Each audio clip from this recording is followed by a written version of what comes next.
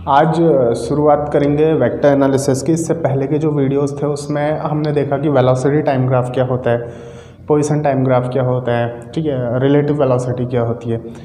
आज बात करेंगे वेक्टर एनालिसिस की। तो वेक्टर एनालिसिस को समझने से पहले दो चीज़ों को समझिए कि स्केलर क्वांटिटी क्या होती है और वेक्टर क्वांटिटी क्या होती है। बेसिकली जितनी भी क्वांटिटीज़ हैं, सारी क्वांटिटीज़ को हम अपनी सुविधा के अनुसार, मीन्स कि हमको काम करने में आसानी हो, दो पार्ट्स में डिवाइड करके चलते हैं, स्केलर और वेक्टर।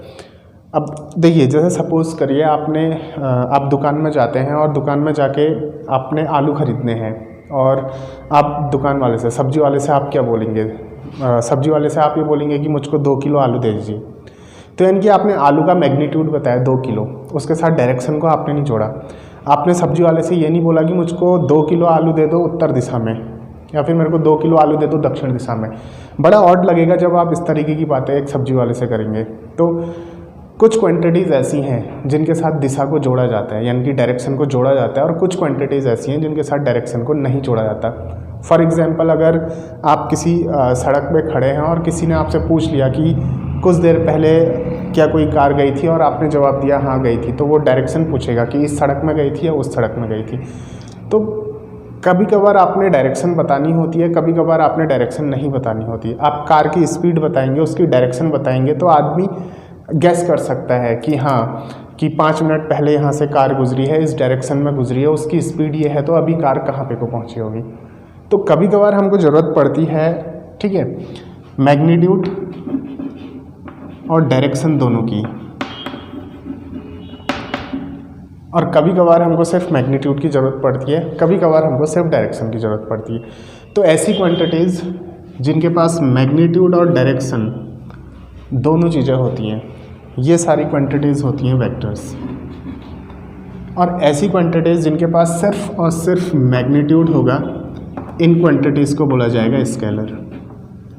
तो बस यही डिफरेंस है वेक्टर और स्केलर पे।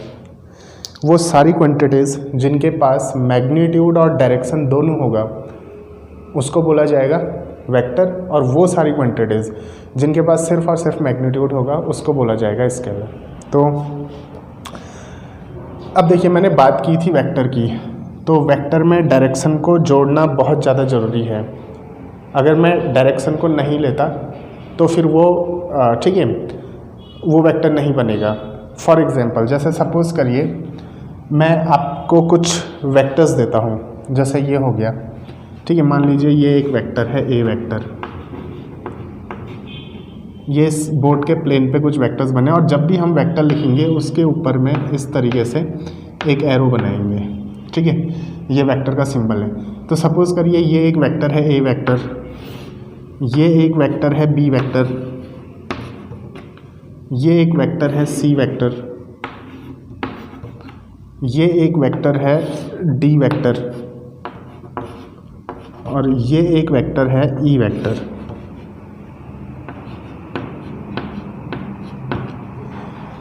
इन सारे वेक्टर्स को आपने जोड़ना है, तो किस तरीके से जोड़ेंगे?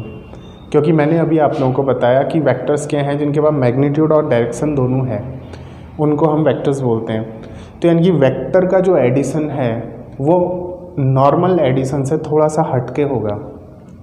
अगर सिर्फ मैग्नीट्यूड मेरे पास हो, जैसे सपोज़ करिए मेरे पास कुछ पैकेट्स हैं, 2 किलो का एक पैकेट है, 3 किलो का एक पैकेट है, मान लीजिए चीनी का पैकेट है, 2 किलो का एक पैकेट है, 3 किलो का एक पैकेट है। अगर मैंने टोटल निकालना है तो मैं सबको जोड़ दूंगा, लेकिन वेक्टर के केस में ऐसा नहीं होगा, क्योंकि किसी की डायरेक्शन कहीं और होगी, किसी की डायरेक्शन कहीं और होगी।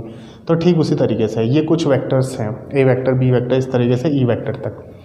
अब अगर मैं आपसे बोलूँ इन वेक्टर्स को जोड़िए, तो इन वेक्टर्स को जोड़ने का तरीका क्या होगा? इस तरीके को एक बार ध्यान से देखिएगा। देखिए, अगर आपने इन वेक्टर्स को जोड़ना है तो कुछ इस तरीके से जोड़ेंगे। फिलहाल इनकी जो लेंथ है, ये लेंथ, ठीक है, इसका मैग्नीट्यूड होगा, ये लेंथ इसका मैग्नीट्यूड होगा, ये लेंथ इसका मैग्नीट्यूड होगा, और डायरेक्शन आपको दिख रही है, इसकी डायरेक्शन ये, इसकी डायरेक्शन ये, इसकी डायरेक्शन ये, इसकी डायरेक्शन ये सारी चीज़ें। अब दिमाग में एक बात याद रखिएगा कि ये जो होता है ये वेक्टर की टेल होती है, और ये जो होता है ये वेक्टर का हेड होता है। अब अगर आपने वेक्टर्स को जोड़ना है, वेक्टर्स का एडिशन करना है, तो इस लाइन को अपने दिमाग में बैठा लीजिए। पहले वेक्टर का हेड, दूसरे वेक्टर की टेल, पहले वेक्टर के हेड से दूसरे वेक्टर की टेल जुड़ेगी। इसको जोड़ने ऐसे ही है, ना तो डायरेक्शन में कोई चेंज आएगा, ना तो मैग्नीट्यूड में चेंज आएगा।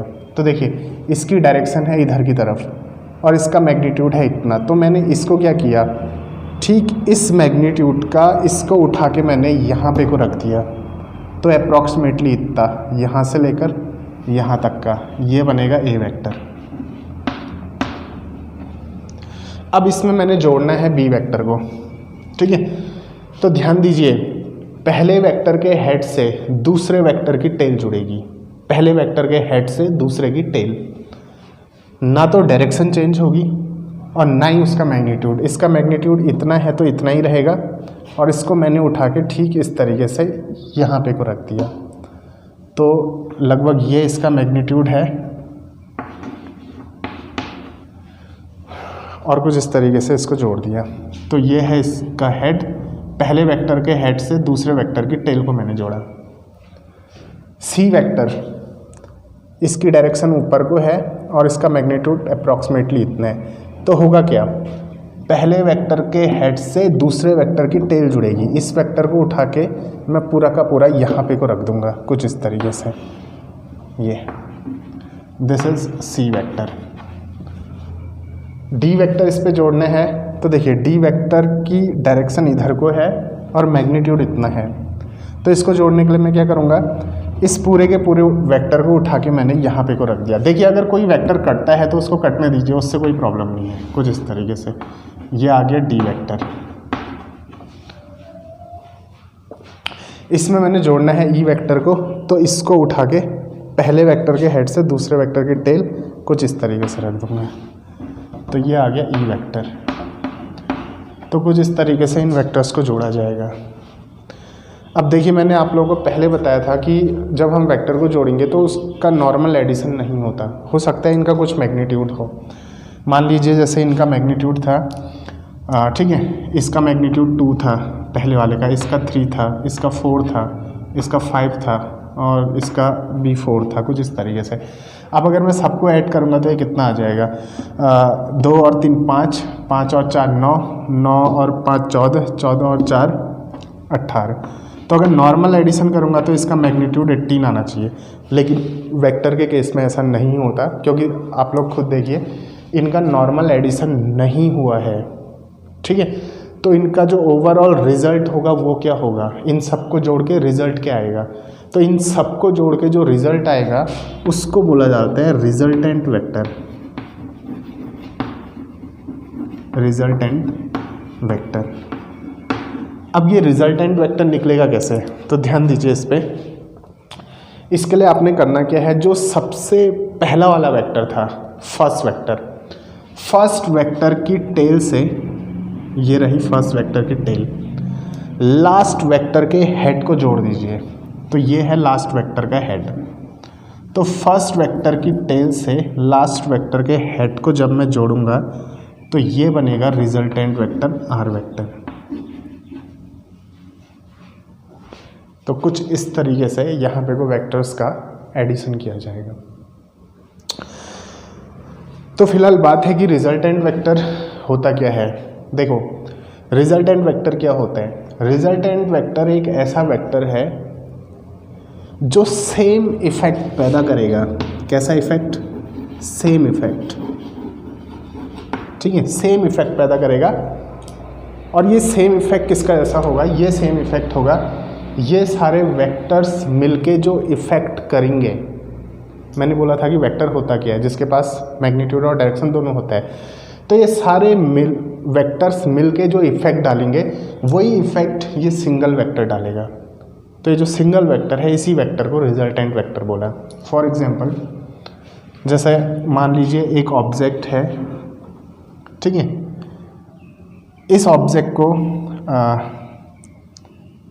कुछ इस तरीके से, इस ऑब्जेक्ट पे एक बड़ा सा पत्थर है, इस पे एक रस्सी बांधी, एक रस्सी इसको यहाँ को खींचेगी और एक रस्सी इसको यहाँ को खींच रही है। तो इसकी जो डायरेक्शन होगी वो कहाँ को होगी, खुद सोचिए, ये इधर की डायरेक्शन में आएगा। तो ये हो जाएगा इसका रिजल्टेंट, क्योंकि एक रस्सी से इधर को खींचा जा रहा है, एक रस्सी से इधर को, तो ये नीचे की तरफ आ जाएगा। तो ये इसका रिजल्टेंट वेक्टर हो गया। तो कुछ इस तरीके से वेक्टर्स का एडिशन किया जाता है। तो फिलहाल हमारे पास कुछ लॉज आएंगे, जैसे triangle law of vector addition, polygon law of vector addition. तो उन वेक्टर एडिशंस के थ्रू हम लोग अपना आय का काम करेंगे। तो फिलहाल मिलते हैं अगले वीडियो में। धन्यवाद, नमस्कार।